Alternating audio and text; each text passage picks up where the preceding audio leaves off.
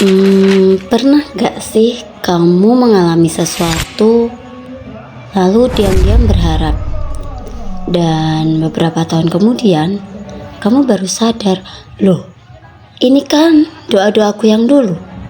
Ya, sama sepertiku. 10 tahun lalu aku seorang mahasiswi pendidikan bahasa dan sastra Indonesia pontang-panting mencari buku setiap minggu untuk diresensi. Masalahnya, tahun terbit bukunya itu harus urut mulai tahun 1920-an hingga tahun 2016.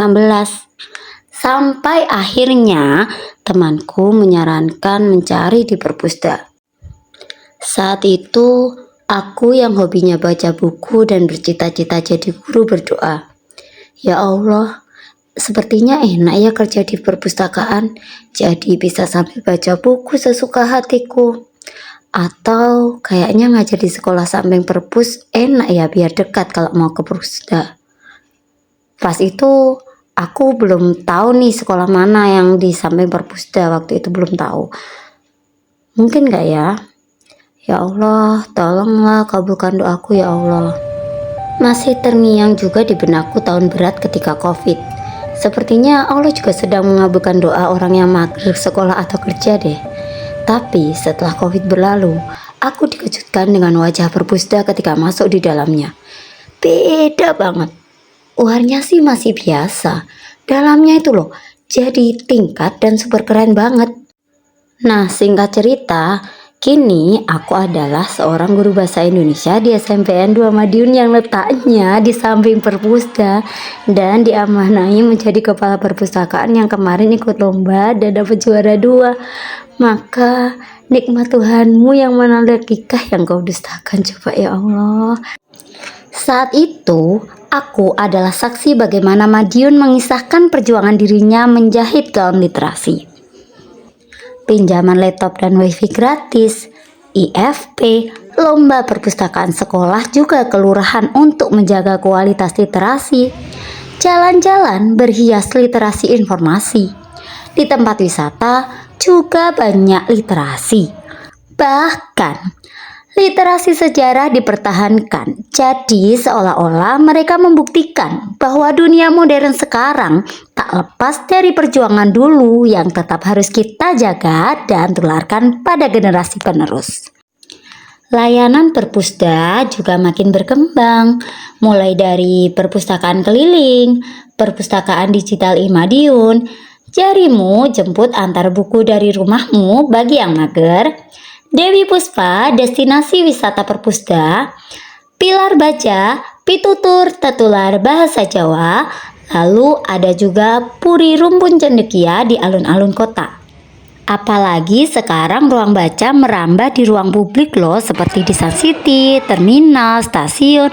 Oh ya, di Taman Hijau Demangan juga ada, lalu di kafe-kafe seperti Tiram Bintang Cafe, Mu Coffee, dan banyak lagi. Bantuin sebutin dong di kolom komentar. Jadi ya nggak heran kalau Kota Madiun tahun 2024 nilai tingkat gemar membacanya 96,53. Peringkat 5 nasional dan peringkat 3 Jawa Timur. Nilai IPLM atau Indeks Pembangunan Literasi Masyarakatnya 96,93. Peringkat 7 nasional, peringkat 3 Jawa Timur.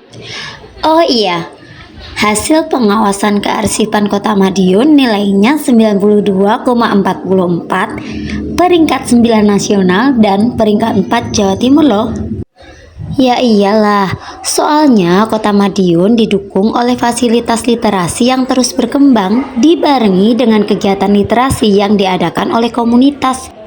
Coba deh buka medsosnya, ada Madiun Book Party yang setiap minggu ngumpul buat acara baca diskusi sharing buku. Marara Madiun Read Aloud yang ngajak orang tua bacain buku anaknya. Sampai kafe dan toko buku yang sering ngadain acara bedah buku. Oh ya, Perpusda juga sering banget mengadakan BIMTEK, lomba-lomba dan inovasi hisnya Empok Remen yang juara 3 terinovatif Kiat Madiun. Sekolah juga wajib ada kegiatan literasi yang dijadikan budaya mutu sekolah berdasarkan evaluasi rapor pendidikan dan dilombakan tiap tahunnya loh. Nah, ini nih favoritku. Doaku juga yang dikabulkan Allah, nikah sama orang Kota Madiun biar bisa kajian tiap hari. Soalnya dulu suka iri lihat romantisnya keluarga ke masjid bersama. Sekarang alhamdulillah ya Allah bisa merasakannya. Jadi banyak banget kan sebenarnya hal yang Allah kabulkan dari doa-doa kita, tapi kita kadang telat nyadarinya. Sama seperti satu keburukan yang menutup banyak kebaikan dalam diri seseorang, karena kadang kita terbiasa mencari kesalahan untuk mengetahui siapa yang terbaik di antara banyak orang baik. Begitu pula Kota Madiun dengan kisah literasinya. Tentu tak semua orang suka literasi. Ada saja masalahnya, tapi bangganya adalah bagaimana Kota Madiun pantang menyerah mencari solusi dan mencipta inovasi demi generasi robani. Nah, mari mulai dari diri sendiri, kemudian mengajak keluarga untuk mencintai literasi dan bijak berteknologi. Bukan menyuruh, tapi membersamai. Karena jika bukan kita, lalu siapa lagi?